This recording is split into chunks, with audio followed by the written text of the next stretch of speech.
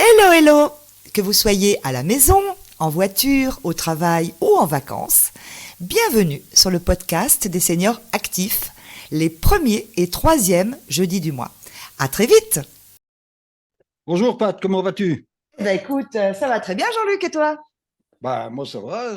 Toi, tu as fait ton petit checking habituel, les câbles, micro, table de mixage. Le micro, il est tout bon. Ouais. La table de mixage, elle clignote, elle est contente. Tout est branché. On peut y aller. Bon, il Go! paraît que tu nous fais un souper au soir. De se faire un souper. Oui, Aujourd'hui, oui, en Belgique, c'est souper. Chez vous, c'est dîner, bien sûr. bonjour à tous, bienvenue sur ce troisième épisode du podcast des seniors actifs. On va parler aujourd'hui de qu'est-ce qu'on mange aujourd'hui. Et je tiens, alors il ne veut pas que je le fasse, mais j'y tiens, à remercier Jean-Luc. Jean-Luc, c'était notre candide au dernier épisode. Et Jean-Luc, eh bien, je suis très remerciante parce qu'il m'assiste au niveau de la technique et ça va plus loin que la technique. Parce que sans lui, ce projet de podcast n'aurait jamais vu le jour. Jamais. Je sais que tu ne veux pas que je le dise, mais c'est dit, c'est fait. Alors oui, qu'est-ce qu'on mange aujourd'hui? Ben oui, qu'est-ce qu'on mange aujourd'hui? Explique-moi tout. Alors, c'est une petite question toute simple que peut poser aujourd'hui une petite fille à sa maman. Hein. Nous connaissons une abondance alimentaire. Les marchés, les supermarchés débordent d'aliments et on n'a que l'embarras du choix pour composer nos repas. Ça n'a pas toujours été le cas, parce qu'en période de guerre, en période de famine, cette même petite fille, elle aurait plutôt demandé est-ce qu'on mange aujourd'hui? Et le paradoxe, il est de taille, c'est que nous connaissons une abondance alimentaire, nous sommes en suralimentation, mais nous sommes sous-nutris en termes de nutriments essentiels apportés à l'organisme. Et ces nutriments, pourquoi ils sont appelés essentiels? Car le corps en a besoin tous les jours pour bien fonctionner, pour nourrir toutes les cellules. On a quand même 100 000 milliards de cellules. Et comme il ne sait pas les fabriquer, ils doivent impérativement être apportés par nos assiettes. En fait, l'alimentation a bien changé depuis. Attends, parce que là, il faut que tu m'expliques en quoi est-ce que l'alimentation a-t-elle changé? Une pomme reste une pomme quand même. Oui, oui, oui, Jean-Luc, une pomme reste une pomme. En réalité, c'est que nos aliments, par exemple la pomme, a énormément perdu en qualité nutritionnelle. Alors, il y a différentes raisons à ça. Entre autres, l'appauvrissement des sols. Tous les végétaux puisent dans le sol les nutriments dont ils ont besoin pour leur croissance à eux, et ils vont nous les restituer sous forme alimentaire, bien assimilable pour notre corps quand nous les consommons. Est-ce que tu sais, Jean-Luc, que le magnésium se trouve à 1 mètre de profondeur dans le sol? Non, je ne savais pas. C'est complètement inatteignable pour les racines d'un végétal. Une autre petite question que je vais vous poser à tous. Est-ce que vous savez combien de pommes il nous faut manger aujourd'hui, nos pommes d'aujourd'hui, pour avoir les nutriments que nous apportait une seule pomme il y a 50 ans?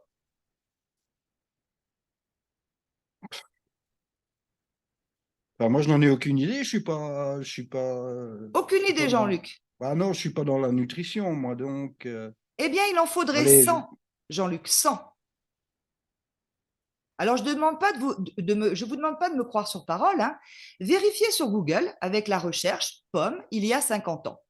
Je sais que vous allez me dire que les pommes bio, on règle le problème.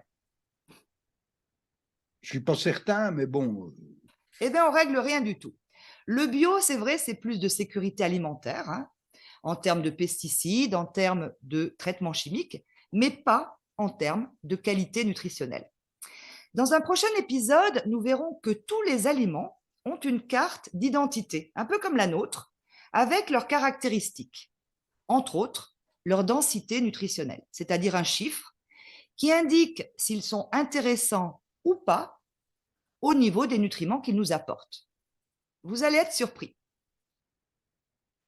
Je vous disais que l'alimentation a bien changé depuis le début de l'humanité. Oui, mais sois franche, dis-moi, qu'est-ce qui a changé depuis le fil du temps? Eh bien, pour mieux comprendre, on va remonter très loin, Jean-Luc. On va remonter à la préhistoire, même au Paléolithique. Mon grand-père ne vivait pas encore à cette époque-là. L'homme était nomade, il était chasseur-cueilleur.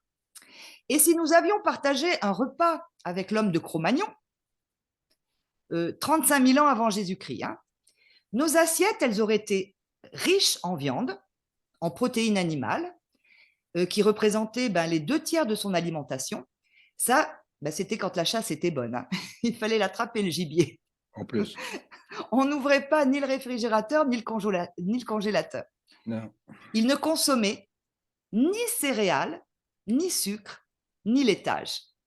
Le tiers restant, c'était des sucres, hein, mais les seules sources de sucre pour nos ancêtres, c'était des plantes sauvages, les tubercules, les feuilles, les fruits, les fleurs, qui étaient des cadeaux de Dame Nature. Au menu, on aurait peut-être eu un tartare d'auroch ou un cuisseau de mégacéros, avec des baies, des fruits frais de saison, Mégacéros, j'aime des bien. noix, des marrons et de l'eau de source à volonté. Ce menu, il est naturellement équilibré. On apprendra à l'occasion d'un autre épisode, c'est quoi un repas équilibré. Alors, il y a des protéines animales qui sont indispensables à la bonne musculature, des bons sucres et des bons glucides énergétiques avec les baies et les fruits. Et les graisses, c'était les oléagineux, ça sort pas, les noix, les marrons, qui protègent le système cardiovasculaire. Alors l'homme, à ce moment-là, il était grand, il était élancé, son squelette était plus robuste que le nôtre et ses muscles plus puissants. Bon. Non, mais c'est parce que je regarde mes bras un petit peu et je me dis, pour y lancer. Plus près de nous, alors on va faire un grand bond, on va arriver au néolithique, 10 000 ans avant Jésus-Christ. Ouais. Alors, l'alimentation humaine, là, elle a pris un tournant radical. L'homme est passé de prédateur à l'état de producteur, c'est-à-dire qu'il est devenu sédentaire, les troupeaux commençaient à manquer, hein. Il est devenu berger, agriculteur.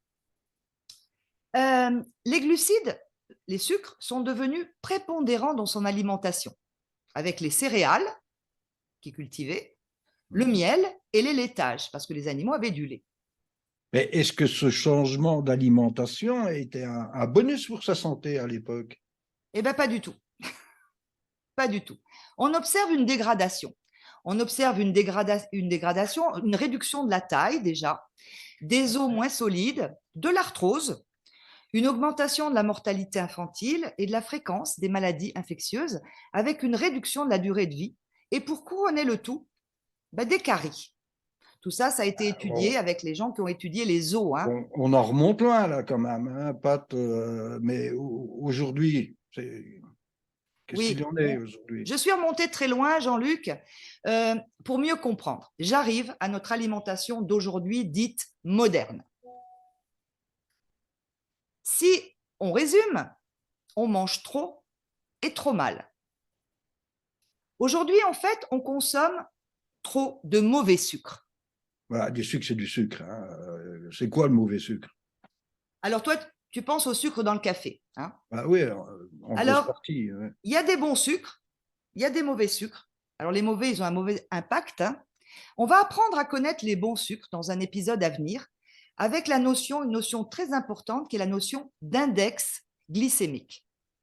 Je ne vais pas en dire plus, ça nous permettra de savoir si les glucides sont bons ou s'ils sont mauvais. Alors quand on parle de trop de mauvais sucres, je pense déjà aux céréales. Aux céréales comme le riz, le blé, qui ont bien changé. Donc il y a du sucre dans le blé et dans le riz? Le riz, en fait, le sucre, ce sont des amidons. L'amidon, c'est du sucre.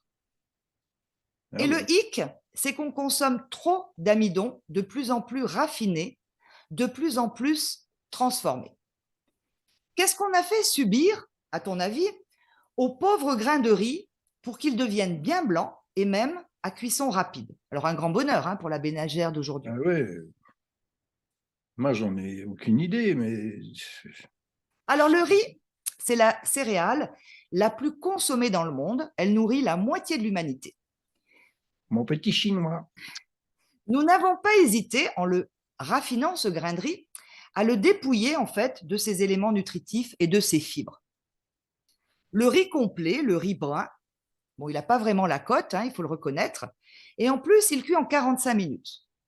Ce qu'il faut savoir, c'est que ce riz brun, il est beaucoup plus riche que le riz blanc en vitamines du groupe B, qui sont nos vitamines de l'énergie et du système nerveux, dont la célèbre vitamine B1, on aura l'occasion d'en parler très souvent, de cette vitamine B1, qui est indispensable à la transformation des sucres.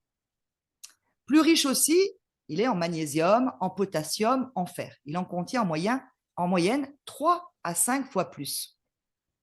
Eh oui, quand même, le riz blanc ne contient pas du tout de vitamines. Alors, il en contient pratiquement plus de vitamines. Bon, il plaît beaucoup parce que je te disais qu'il existe aujourd'hui en cuisson rapide. C'est ce que j'utilise. Voilà, grâce à une manipulation génétique des espèces, en fait, on a privilégié les espèces qui contiennent plus d'amidon à cuisson rapide.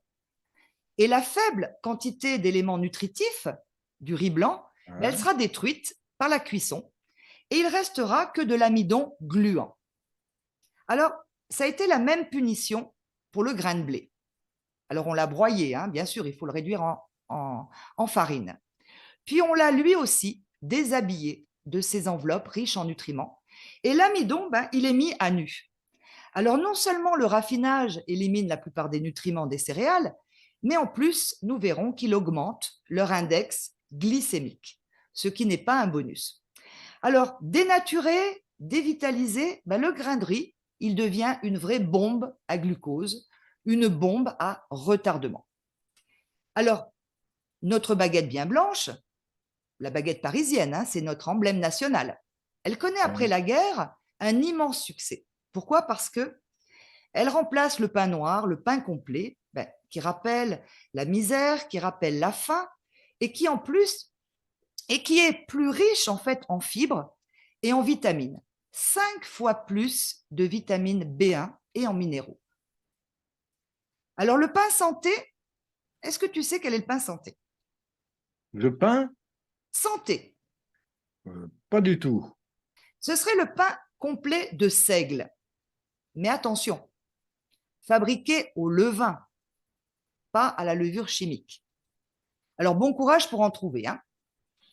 De couleur grise, la farine de seigle donne une pâte assez collante. Elle est très peu élastique parce qu'elle contient pas de gluten.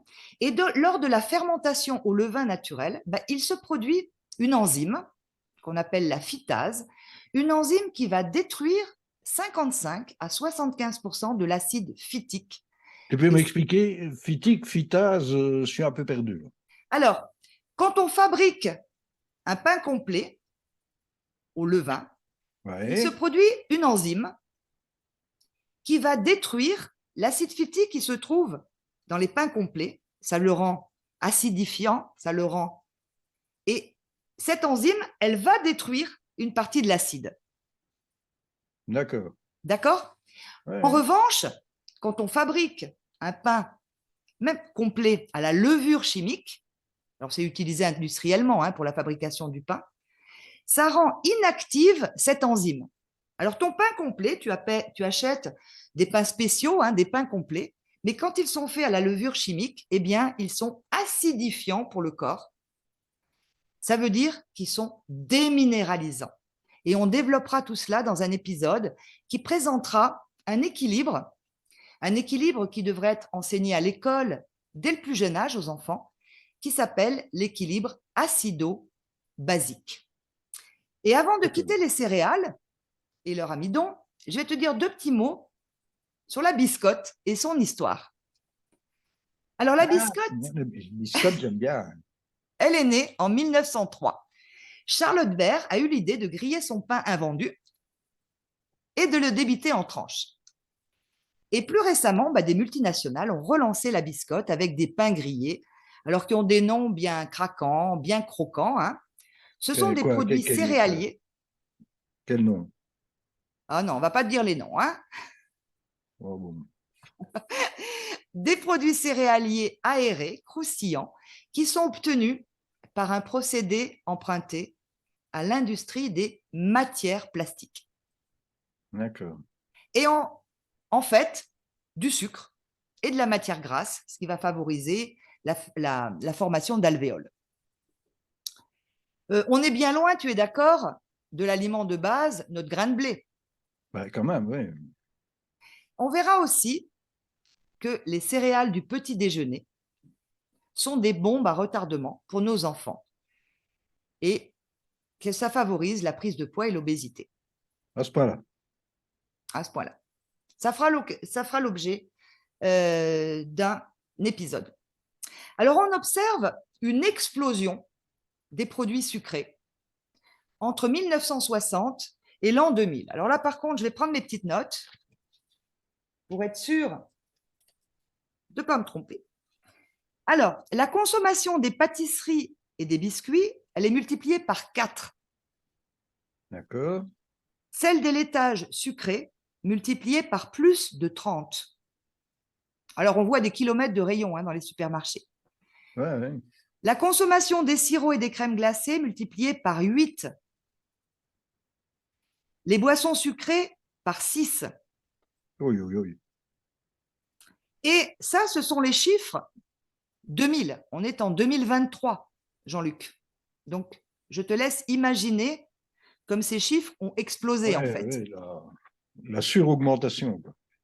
Alors, chaque Français consommait 1 kg de sucre blanc par an en 1789, Ouais. 2 kg en 1800, 16,6 kg en 1900, et entre 1960 et 2000, donc 40 ans, on en avale plus de 30 kilos. C'est énorme. Et autrefois, le sucre, et là on parle du sucre de ton café, le sucre Ouais, est considéré comme une nourriture exceptionnelle qui s'est réservée aux malades ou consommée lors des fêtes.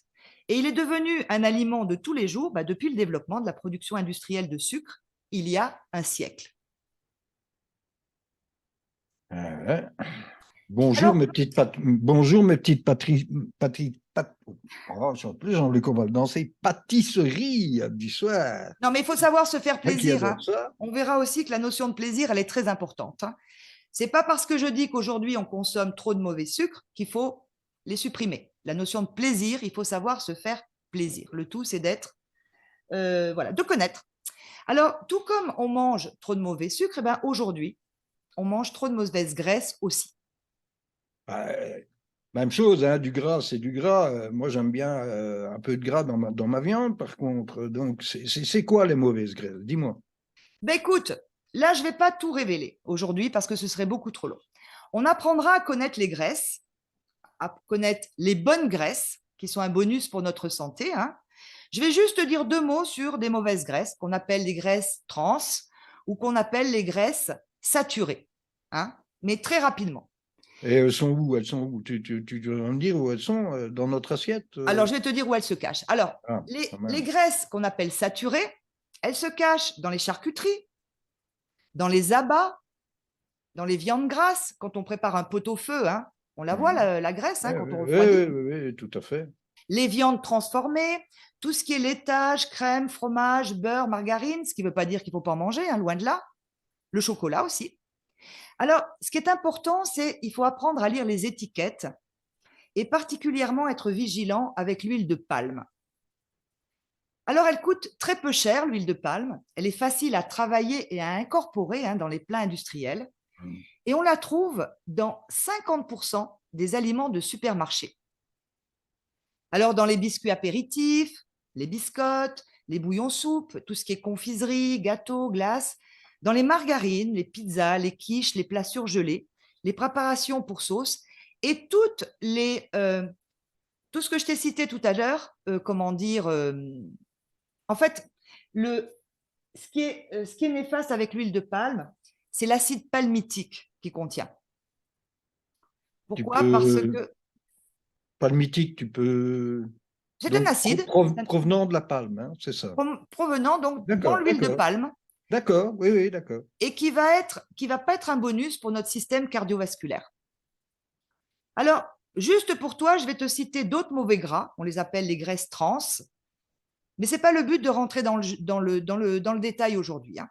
On trouve dans les barres chocolatées tout ce qui est friture, frites, les chips, les viandes et les poissons panés, dans toutes les préparations industrielles que je t'ai citées aussi pour l'huile de palme. Ouais, ouais, ouais. On verra tout ça, on approfondira tout ça dans des épisodes suivants. Alors par contre, il faut vraiment dire non aux allégés en graisse. Parce qu'ils sont nés dans les années 80. Alors il fallait éviter le gras comme la peste, hein, à cette époque-là. Il était accusé de l'obésité, il était accusé de peser lourd sur la balance, hein. Alors, l'industrie agroalimentaire, bon, tu sais qu'elle est très à l'écoute, hein, de notre santé. Elle a remplacé les graisses par quoi, à ton avis? Par quoi, à votre avis? Fallait bien qu'ils trouvent quelque chose pour la mettre à la place, mais Ils ont remplacé tout simplement par des sucres, des agents de texture, en fait, des amidons des modifiés. ersatz, quoi. Des ersatz, comme on disait dans le temps. Des amidons modifiés. Alors, D'accord. on verra que, ni plus ni moins, là encore, c'est des bombes à glucose. Alors, on mange trop de sucre, trop de mauvais sucre, on mange trop de graisse, surtout trop de mauvaise graisse, hein. Il faut savoir aussi qu'on consomme trop de lait et de produits laitiers. Bah, on m'a toujours dit que le lait, c'était bon pour les os, moi. Oui, ça, c'est ce qu'on nous fait croire. Alors, oubliez que le lait, c'est bon pour votre santé. En fait, le lait, ceux qui connaissent ma phrase cultissime, hein. Le lait, c'est pour les veaux. On n'est pas fait, nous, humains, pour boire du lait de vache. Ça aussi, je le développerai dans un épisode. Alors, l'industrie laitière, bien sûr, elle se frotte les mains. Il suffit de voir, hein, les kilomètres dans les supermarchés de produits laitiers, hein. Et l'industrie laitière, elle est très à l'écoute aussi, hein, de notre santé. Et elle voit de très mauvais œil les laits végétaux, lait d'amande, le lait de riz, le lait de quinoa, de châtaigne, hein. C'est un mouvement de mode, ça aussi, hein, non? Parce qu'avant, on ne le Ah, trouvait pas. on verra que c'est pas tant de la mode que ça. Voilà, les gens ont compris aujourd'hui que le lait, l'humain n'est pas fait. Déjà, on n'a pas les enzymes pour digérer le sucre du lait, le lactose. On n'a pas les enzymes pour, digérer les protéines du lait, la caséine. Enfin, tout ça, on développera une autre fois. Il ne faut pas être trop pressé, Jean-Luc. Ah, mais normal, tu me mets en appétit, donc. Aujourd'hui, on plante un petit peu le décor, hein. Alors aujourd'hui, on consomme trop de sel et pas assez de potassium. Et on verra ensemble, pas aujourd'hui, je suis désolée Jean-Luc, on verra comment on peut avoir la main moins lourde sur la salière en privilégiant les aromates. D'accord. Et surtout, aujourd'hui, on consomme trop peu de nutriments essentiels. En fait, on consomme ce qu'on appelle des calories vides, des produits riches en calories, on verra aussi ce que sont les calories, mais vides en nutriments essentiels, ceux dont on parle trop peu. Et notre organisme, il en a cruellement besoin. C'est quoi les Les nutriments nutriments essentiels? essentiels, Parce que alors j'en ai parlé dans le premier épisode, la santé aujourd'hui, tu étais là pourtant, Jean-Luc. toutes Alors on mes les connaît tous, excuses. ces nutriments essentiels. Le fer, le calcium, le magnésium, le Juste. potassium, ça te revient? Le phosphore, le zinc, le cuivre, le chrome, le sélénium, la vitamine AEC, la vitamine D, les vitamines du groupe B. Bon, la liste, elle est très, très longue. C'est ça les nutriments essentiels. D'accord. Alors, on nous dit toujours, manger moins sucré, moins salé, moins de graisse, moins de sucre. Enfin, les gens ne savent plus quoi manger. C'était le sujet un petit peu du premier épisode, hein. Ah oui, tout à fait. Et si les carences se creusent, parce qu'on a des micro-carences tous les jours, tous les jours, tous les jours, eh bien, à plus ou moins long terme, ce seront les maladies dites modernes, elles ont un joli mot, hein, Alors, qui oui, mais frapperont. qu'est-ce que c'est les maladies modernes? Alors, les maladies modernes, on les appelle les maladies de civilisation. Ce sont des maladies qui explosent depuis 30 ans, 30-40 ans. Alors, je vais t'en citer quelques-unes. L'obésité, le diabète, les maladies cardiovasculaires, les cancers. Bon, la liste, elle est beaucoup plus longue, hein. Toutes ces maladies ne sont pas des fatalités. En Ouais, fait, elles sont liées à notre qu'est-ce hygiène de qu'on peut vie. faire pour pallier à ça alors? Eh bien, revoir notre hygiène de vie, revoir notre hygiène alimentaire. D'accord. Voilà. Alors, qu'est-ce qu'on peut faire? Déjà, dans un premier temps, ce qu'on pouvait considérer comme un luxe il y a 20 ans, 20, 30 ans, mais aujourd'hui, c'est une nécessité, c'est de supplémenter notre alimentation au quotidien. Et supplémenter avec un supplément nutritionnel complet de qualité pour maintenir notre bonne forme générale. Voilà. Il est inutile d'attendre là où les maladies, qui sont de toute façon inévitables, hein. Ouais. Aujourd'hui, Ça me laisse très, très peu de choses à mettre dans mon assiette ce soir. Alors, hein. pour l'instant, on n'est pas rentré dans le vif du sujet. Le tout, c'est de savoir déjà, on consomme trop de mauvais sucre, on consomme trop de mauvaises graisses, on consomme trop de produits laitiers, trop de sel, et puis pas du tout assez de nutriments essentiels. J'adore le sel, moi, en plus. Il n'y a que ça pour l'instant à retenir. Alors, si vous avez des questions, hein, je suis à votre disposition en commentaire déjà de cet épisode sur YouTube. Et on va se retrouver. Et sur Facebook aussi, sur Facebook aussi. Sur Facebook. Allez, sur Facebook aussi. On se retrouve le premier jeudi du mois de janvier 2023. Alors, on démarrera ensemble 2023, le 5 janvier, un nouvel épisode. Pourquoi on mange? Et en attendant, prenez soin de vous et passez de belles fêtes de fin d'année. Ah, j'ai oublié quelque chose. J'ai oublié quelque chose. Il y aura un épisode avant. Laetitia nous expliquera comment tourner la page avec un pervers narcissique. Aïe, aïe, aïe, aïe, aïe.